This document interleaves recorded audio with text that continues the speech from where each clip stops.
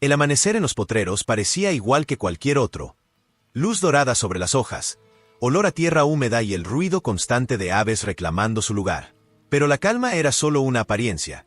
Por debajo del pasto y entre las hileras del cultivo, la presencia de enormes serpientes había empezado a transformar la vida en el campo en un problema urgente y tangible.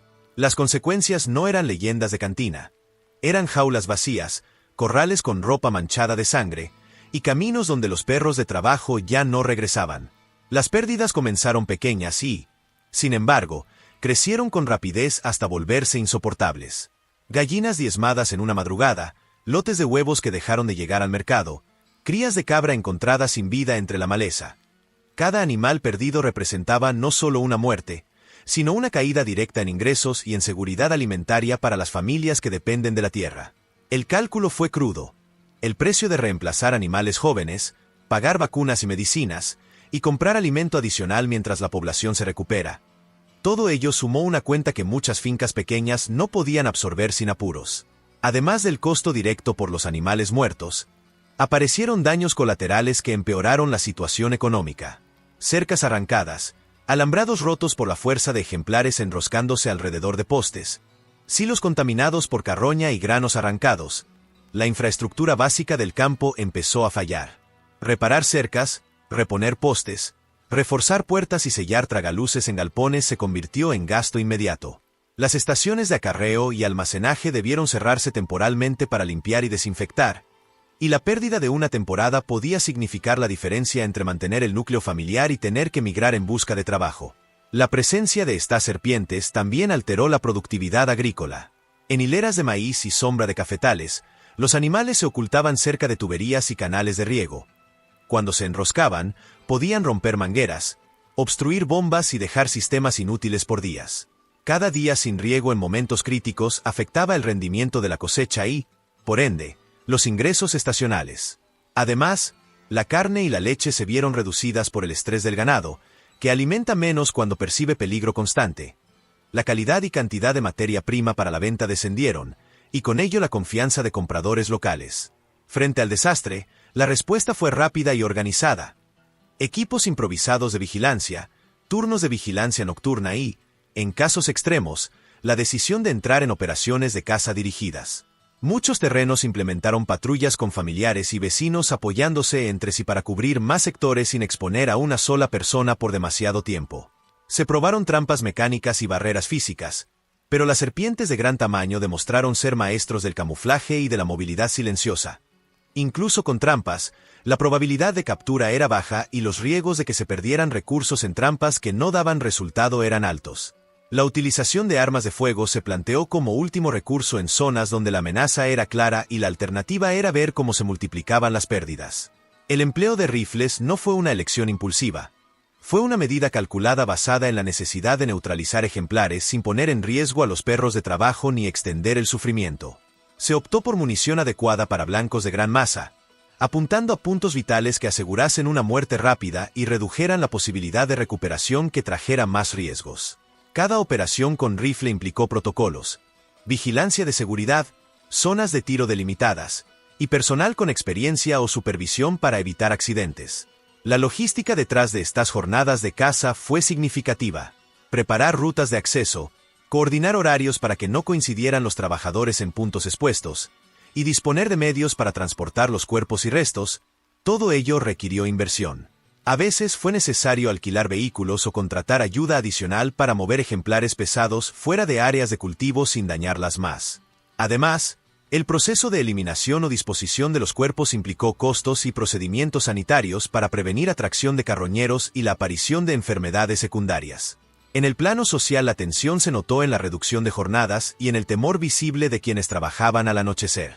Muchos productores optaron por adelantar tareas esenciales o posponer otras que requerían presencia nocturna, lo que trastocó calendarios y procesos. La mano de obra se volvió más cara por turnos de vigilancia extras y por incentivos a quienes se ofrecieran a patrullar. En comunidades pequeñas, ese gasto representó un ajuste duro en presupuestos familiares ya apretados.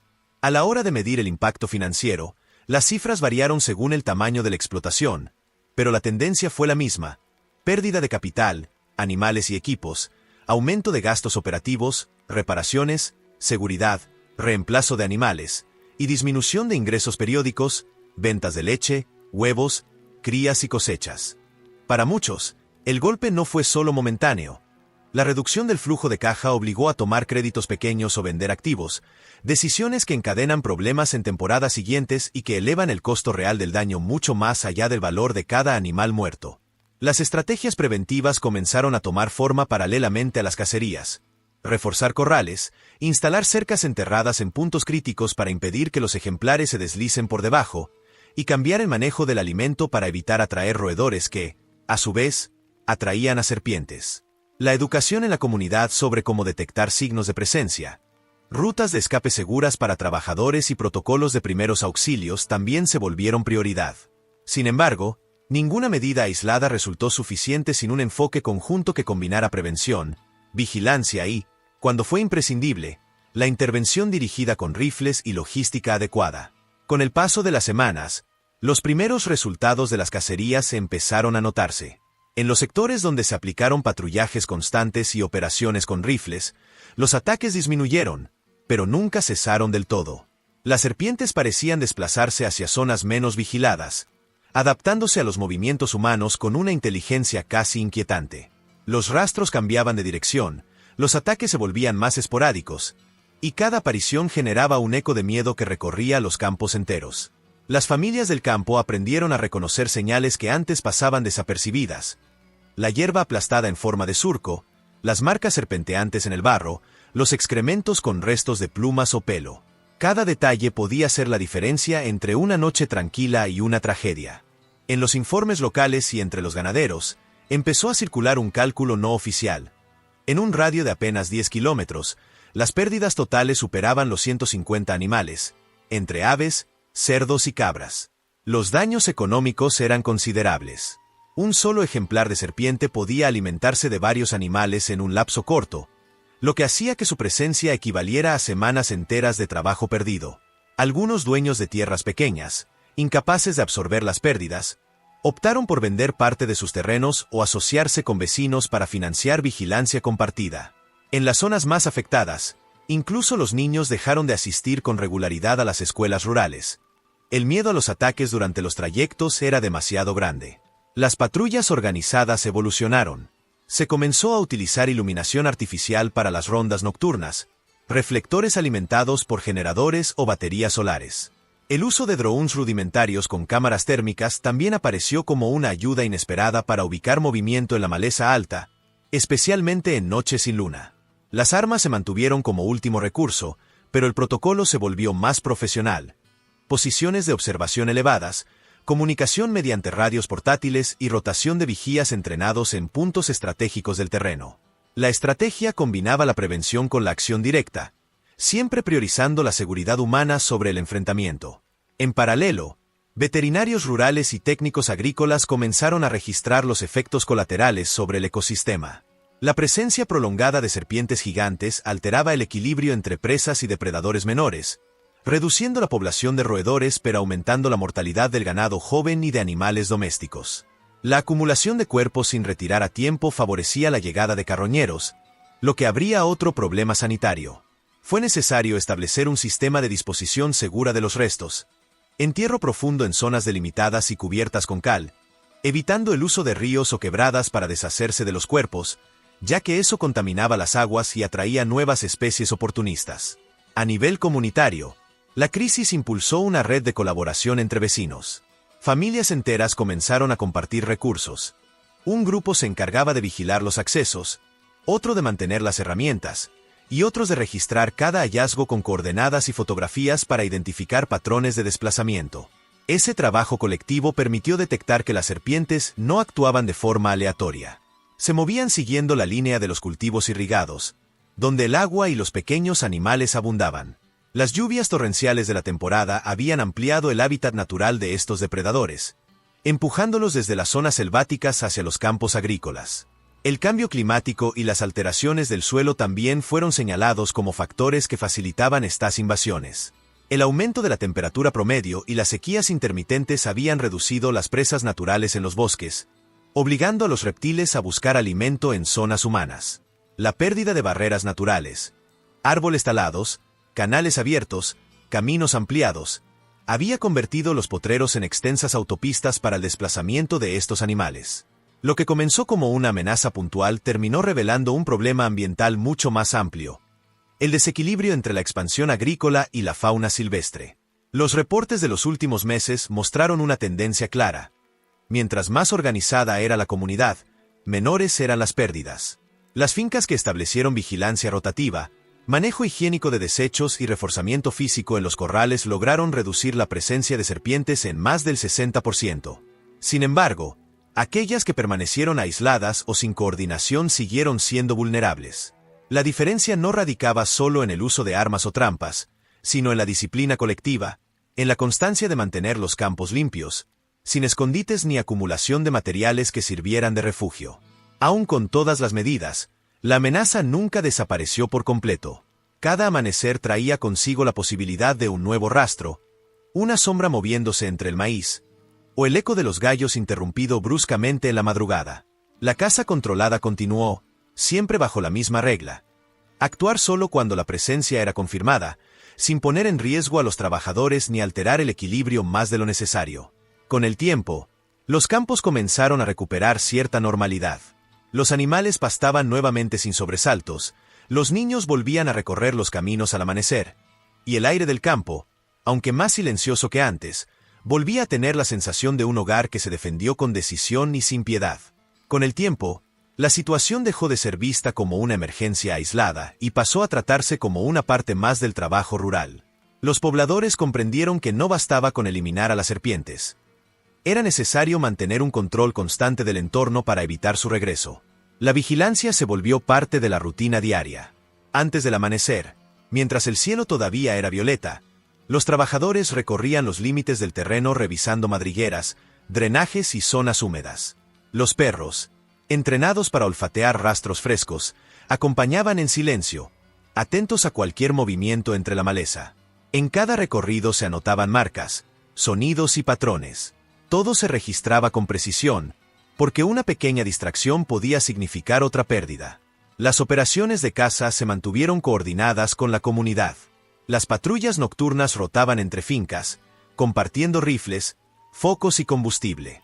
Los disparos ya no eran frecuentes, pero cada vez que se escuchaba uno, el eco recordaba que el peligro seguía latente. Aún así, el enfoque cambió. En lugar de reaccionar al ataque, se comenzó a prevenir. Se limpiaron canales, se levantaron muros de piedra, y se quemó maleza en franjas estratégicas para cortar el paso de los reptiles.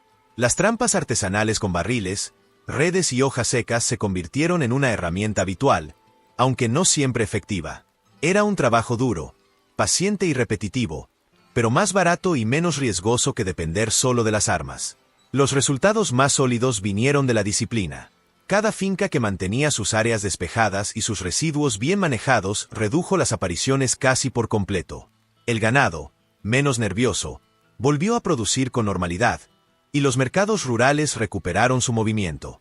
Sin embargo, la experiencia dejó una lección grabada en la memoria colectiva. Los ataques no eran solo una cuestión de naturaleza salvaje, sino una consecuencia del abandono progresivo del entorno. Cuando los campos se descuidan, la selva regresa, y con ella, todo lo que busca sobrevivir en silencio. Los informes finales mostraron un descenso claro en las pérdidas y un aumento de la cooperación entre vecinos. Ya no se trataba de miedo, sino de organización. Las armas seguían guardadas, limpias y listas, no como símbolos de violencia, sino como recordatorio de lo que fue necesario para recuperar la tranquilidad del campo.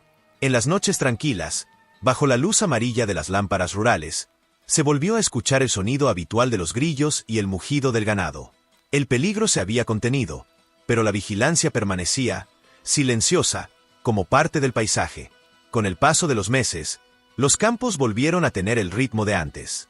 Las cosechas se levantaban sin sobresaltos, el ganado pastaba tranquilo, y el sonido de los disparos en la madrugada se volvió un recuerdo distante.